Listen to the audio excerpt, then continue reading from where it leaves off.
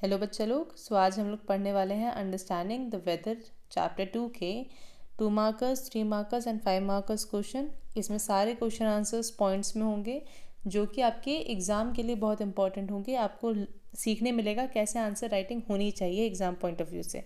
चलिए तो हम शुरुआत करेंगे 2 मार्क्स से। तो हमारा पहला क्वेश्चन है, what is the troposphere and why is it important. Troposphere होता क्या और ये हमारे लिए ज़रूरी क्यों है। तो आपको पहले एक लाइन में बताना है फर्स्ट पॉइंट में कि ट्रोपोस्फेयर है क्या। तो आप बताओगे ट्रोपोस्फेयर जो है वो lowest layer of the earth atmosphere है।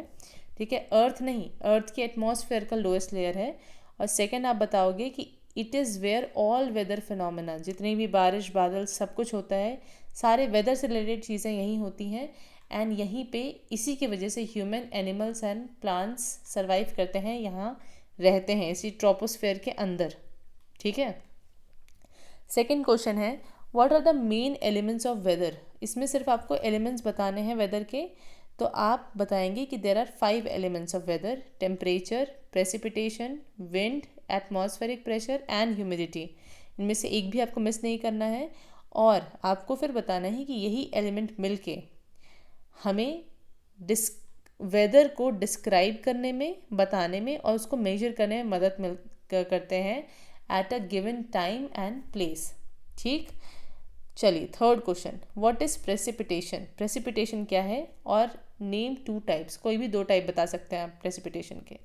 तो precipitation is any form of water that falls from the sky. किसी भी तरीके से अगर किसी भी फॉर्म में अगर वाटर आसमान से गिर रहा है तो उसको प्रेसिपिटेशन बोलते हैं। अब कौन कौन से टाइप ऑफ प्रेसिपिटेशन होते हैं। एक होता है रेन, जब लिक्विड फॉर्म में पानी गिरता है।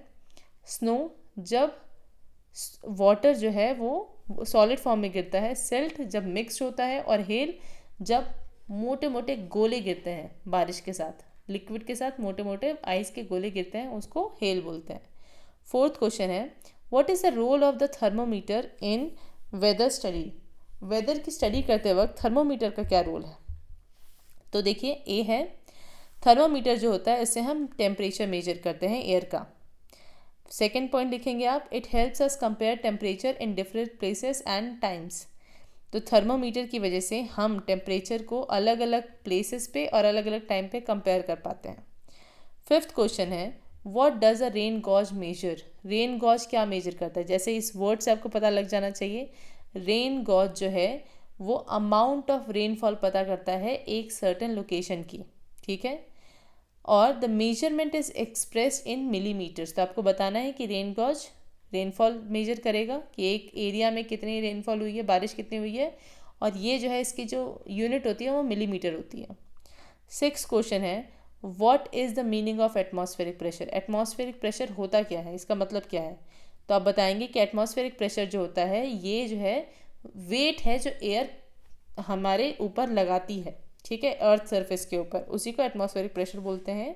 और ये चेंज होता है with height and the weather condition. अगर आप ऊंचाई पे हैं तो एटमॉस्फेरिक प्रेशर कम होगा, अगर आप सी लेवल के पास है तो एटमॉस्फेरिक प्रेशर ज़्यादा होगा। समझ में आया।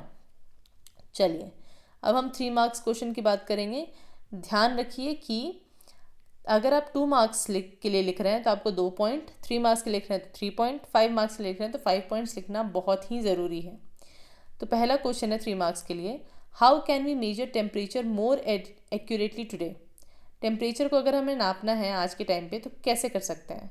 तो आप आंसर लिखेंगे कि हम डिजिटल थर्मामीटर का यूज़ करेंगे, जिससे हम प्रिसाइज और ऑटोमेटिक जो प्रिसाइज और ऑटोमेटिक होता है उसमें ह्यूमन इंटरवेंशन ज़्यादा लगता नहीं है। ठीक है।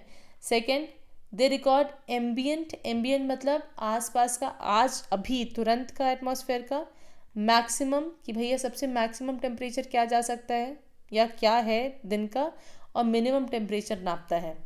ठीक है। और टेम्परेचर डाटा जो है उससे हम 2 चीज़ें फाइंड करते हैं। जो भी हमने डाटा निकाला थर्मोमीटर से उससे हम रेंज निकालते हैं और फिर हम मीन डेली टेम्परेचर निकालते हैं। रेंज में आपको मैक्सिमम से माइनस मिनिमम करना होगा, और मीन डेली टेम्परेचर में आपको दोनों को प्लस, मैक्सिमम मिनिमम को प्लस करके डिवाइडेड बाय 2 कर देना होगा। ठीक है। चलिए आगे बात करते हैं सेकेंड क्वेश्चन की, how do people use traditional knowledge to predict weather. तो वेदर के बारे में कि वेदर कैसा होने वाला है, इसके लिए हमारे पास ट्रेडिशनल नॉलेज कैसे है, ठीक है, किस तरीके से हम पता लगा पाते हैं। तो पहला पॉइंट बताओगे कि हम एनिमल्स को स्टडी करते हैं, ऑब्जर्व करते हैं कि फ्रॉग्स अगर आवाज़ निकाल रहे हों, एंट अगर अपने एग्स को शिफ्ट करने लगे और पाइन कोन्स बंद हो जाए, तो ये सब सिग्नल देता है चेंज इन वेदर को, ठीक है। अगर फ्रॉग क्रॉक कर रहा है ज़्यादा, इसका मतलब बारिश आने वाली है। एंट अगर अपने एग्स शिफ्ट करिए, इसका मतलब हैवी रेनफॉल होने वाली है। और अगर पाइन कोन्स अपने शेल को क्लोज कर दे रहा है, इसका मतलब बाहर बहुत ह्यूमिडिटी है, ठीक है, वो अपने सीड्स को ख़राब नहीं करना चाह रहा है। तो ये जो सिग्नल्स हैं वो हमें ओवर द जनरेशन मिले हैं, ठीक है, हमारे एंसेस्टर्स ने हमें बताया, हम अपनी नेक्स्ट जनरेशन को ये सब ऑब्जर्व करने के लिए सिखाएंगे। Still use in many parts of India to predict monsoon arrival. और ये सारी चीज़ें आज भी इस्तेमाल की जाती हैं ताकि हम मानसून के आने का पता लगा पाएँ कि मानसून एग्जैक्टली कब आने वाला है और कब हमें खेती शुरू करनी है। Third question, why is the low pressure system and why is it important. What is a low pressure system, low pressure होता क्या और ये ज़रूरी क्यों है। तो देखो, लो प्रेशर सिस्टम या डिप्रेशन भी बोलते हैं इसे, तब होता है जब एटमॉस्फेरिक प्रेशर 1000 MB से नीचे चला जाए, ठीक है। 1000 MB से अगर नीचे है तो इसका मतलब ये लो प्रेशर सिस्टम है या डिप्रेशन है। इससे ऊपर है तो नॉर्मल है एटमॉस्फेरिक प्रेशर वो, ठीक है। ये तब होता है जब यूजुअली स्ट्रॉम या साइक्लोन आने वाला होता है, ठीक है। Important for weather forecasting and disaster preparedness. ये ज़रूरी क्यों है, क्योंकि इससे हमें वेदर का पहले से पता लग जाता है और इससे हम प्रिपेयर हो सकते हैं किसी भी डिज़ास्टर के लिए। Fourth question, what instrument are use to measure wind and how. कौन से इंस्ट्रूमेंट से हम विंड को मेजर करते हैं और कैसे करते हैं। तो देखो, विंड को मेजर करने के लिए हमारे पास है विंड वेन, जो हमें डायरेक्शन शो करता है, ठीक है। एरो लाइक स्ट्रक्चर होता है जो हमें बताता है जिस साइड एरो होता है उस साइड वो डायरेक्शन विंड की होती है। फिर एनीमोमीटर होता है जिससे हम स्पीड मेजर करते हैं यूजिंग रोटेटिंग कप्स। तो कप्स होते हैं और वो जितनी तेज़ी से मूव करेंगे उतनी तेज़ विंड होती है। फिर ये जो डाटा है ये हेल्प करता है हमें पायलट्स के लिए, सेलर्स के लिए और फार्मर्स के लिए, क्योंकि हमें पता है कि जितनी तेज़ विंड होगी उतनी ही तेज़ सॉइल भी सूखेगा, उसके हिसाब से हमें इरिगेशन देना है, तो इसलिए बहुत ज़रूरी है ये सबके लिए। Fifth question, how is humidity measured and what does it tell us. Humidity को कैसे नापते हैं और ये हमें क्या बताता है। सो ह्यूमिडिटी को आपको मैंने एक फॉर्मूला बताया HH का। ह्यूमिडिटी को हैग्रोमीटर से नापा जाता है, H से ह्यूमिडिटी, H से हैग्रोमीटर। ये हमें बताता है कि एटमॉस्फेयर में कितना वाटर वेपर है, ठीक है, ये हमारी एयर में कितना वाटर वेपर है। और हाई ह्यूमिडिटी का मतलब होता है ज़्यादा स्वेट और बहुत धीरे से कपड़ों का सूखना, ठीक है, क्योंकि ऑलरेडी एटमॉस्फेयर में वो है पानी है, ठीक है, तो आप भी ज़्यादा स्वेट करोगे, आपको गर्मी ज़्यादा लगेगी। और लो ह्यूमिडिटी मतलब ड्राई वेदर, अगर एटमॉस्फेयर में वाटर वेपर कम है तो आप ड्राई ज़्यादा जल्दी होंगे, ठीक है, और इसलिए आपको स्वेट कम आएगा। Sixth question, why do people feel breathless at high altitude. ऊंचाई पे हाई एल्टीट्यूड मतलब ऊंची हाइट पे, हाइट होता है एल्टीट्यूड मतलब जितना ऊंचा एल्टीट्यूड उतना ऊंची हाइट। सो हाई एल्टीट्यूड पे लोगों को सांस लेने में तकलीफ क्यों होती है। तो देखो, हाई प्लेसेस पे एयर प्रेशर लो होता है। एयर प्रेशर लो होने का मतलब वहाँ एयर कम है, गैसेस कम है। अगर गैसेस कम है इसका मतलब वहाँ कम ऑक्सीजन अवेलेबल है, जिसकी वजह से बॉडी को बहुत ज़्यादा वर्क करना पड़ता है to take in oxygen. Oxygen कम है तो बहुत मेहनत लग रही है ऑक्सीजन अंदर लेने में, ठीक है, क्योंकि ऑब्वियसली अवेलेबल नहीं है।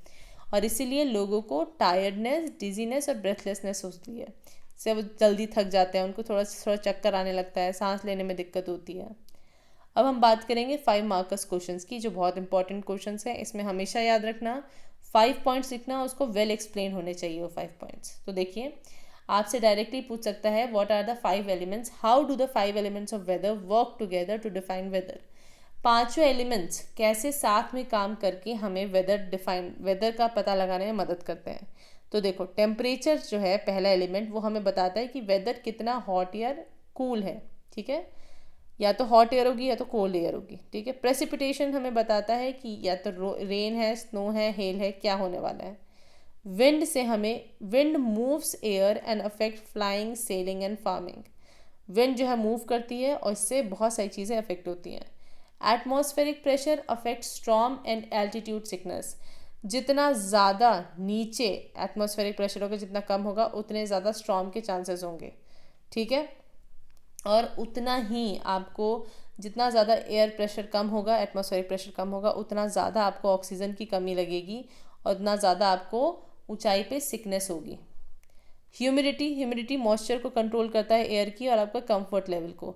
अगर ज़्यादा ह्यूमिडिटी है तो आपको ज़्यादा पसीना आएगा, आप कंफर्ट बिल्कुल फील नहीं करोगे। तो इसलिए ये सारी ही चीज़ें वेदर को डिफाइन करती हैं, ठीक है, कि वेदर कैसा है, अच्छा है या बुरा है। Second, what is automated weather station and how does it help.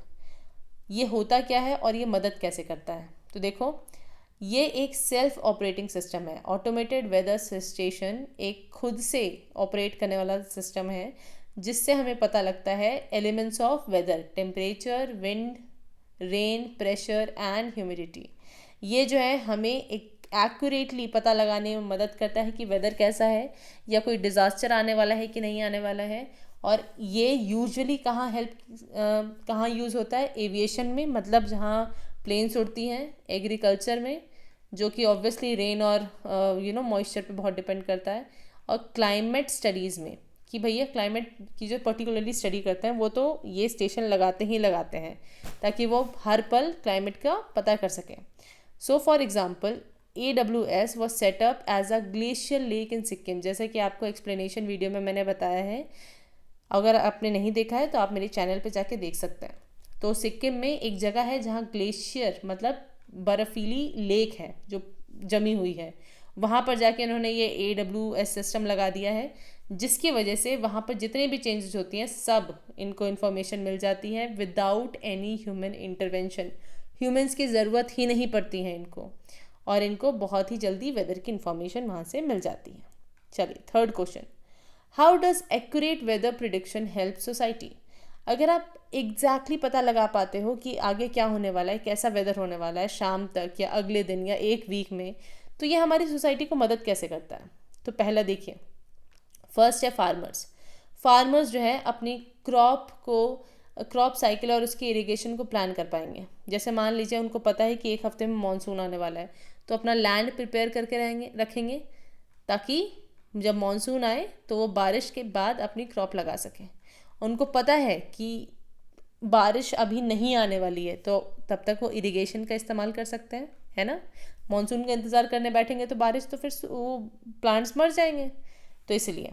फिर सेकंड है फिशरमैन। अगर हम पहले से बता लेते हैं कि अगर सी में स्टॉर्म आने वाला है कि नहीं, तो वो जाने से उनको मना किया जा सकता है, ठीक है। Avoid going to sea in storm. So इसलिए पहले से पता लगाना बहुत ज़रूरी है कि स्टॉर्म आने वाला है कि नहीं।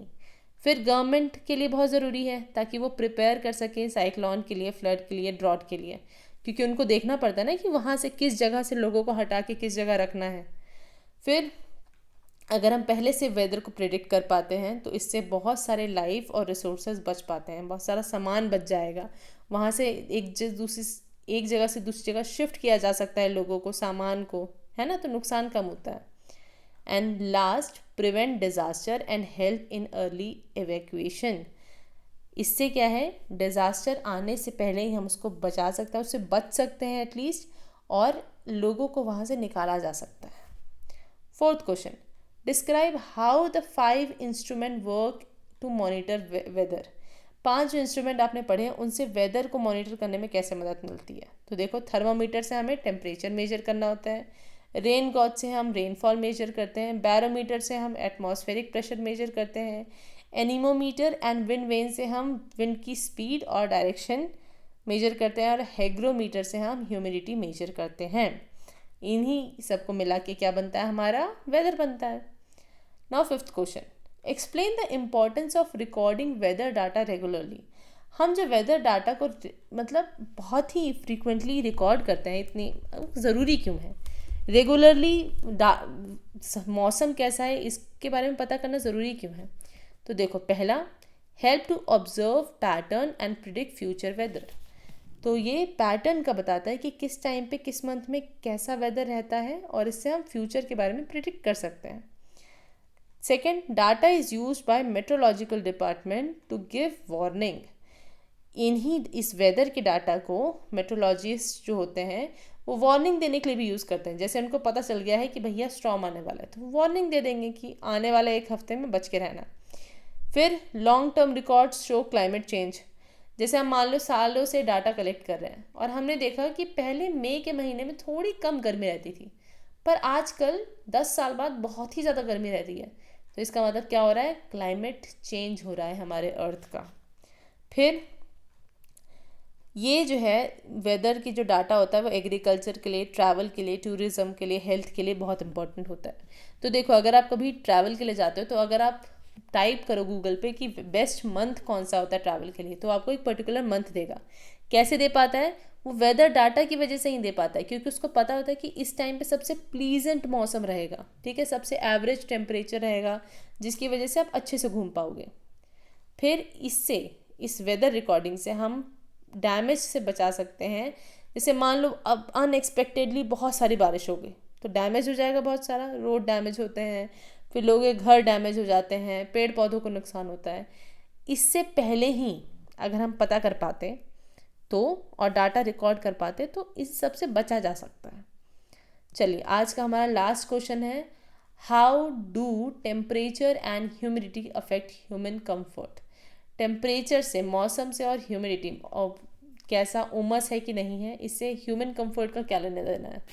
तो देखो अगर हाई टेम्परेचर रहता है तो हमें गर्मी लगती है और हम थक जाते हैं जल्दी, है ना, हमें बार बार पानी पीना होता है, खेलने में हम थक जाते हैं। अगर हाई ह्यूमिडिटी है तो उससे हमें स्वेट ज़्यादा होगा और कपड़े बहुत ही धीरे सूखेंगे। अगर एटमॉस्फेयर में बहुत ज़्यादा वाटर वेपर्स होंगे तो हमें भी ज़्यादा स्वेट आएगा, ठीक है, और बिकॉज कपड़े भी गीले और मौसम भी गीला तो कपड़े सूखेंगे नहीं। लो ह्यूमिडिटी रहेगी तो ड्राई स्किन हो जाएगी, जल्दी इवापोरेशन होगा तो पसीना भी जल्दी सूख जाएगा, फिर ड्राई ड्राई लगेगा सब कुछ। फिर ideal comfort is a balance of moderate temperature and humidity. अगर आपको एकदम कंफर्ट वाला मौसम चाहिए होता है तो इसका मतलब कि टेम्परेचर जो है मॉडरेट होना चाहिए, ना ज़्यादा गर्म ना ज़्यादा ठंडा, और ह्यूमिडिटी भी नॉर्मल होनी चाहिए, ना बहुत ज़्यादा वाटर वेपर होने चाहिए ना बहुत कम होने चाहिए, ठीक है। जैसे आप कोची में फील करोगे, कोची में भैया बहुत ही ह्यूमिड फील करोगे और जयपुर में बहुत ही ज़्यादा ड्राई फील करोगे, क्योंकि सी लोकेशन की वजह से।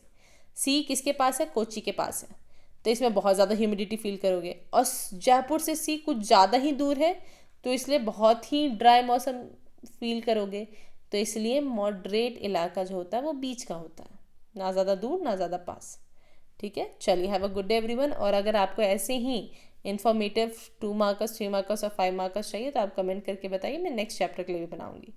Have a good day everyone. Kindly like, share and subscribe the channel.